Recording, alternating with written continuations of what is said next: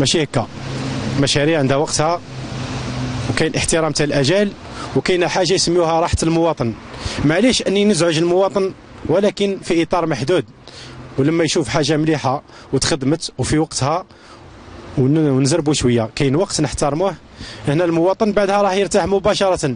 اما انك تخلي المواطن يتدمر وتخليه معرض للخطر، هذه ماهيش خدمه يا اخي الكريم.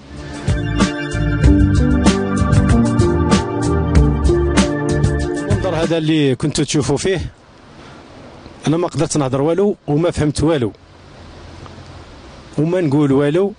نخلي الصوره ونخلي المواطن هو وحده اللي يحكم.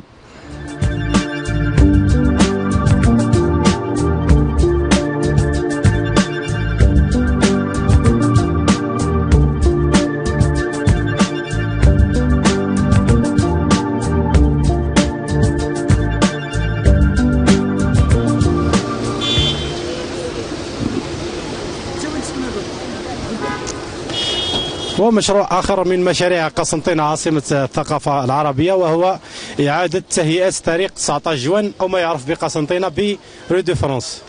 رو دو فرانس كما تشوفوا في الحالة تاعو، هذا الطريق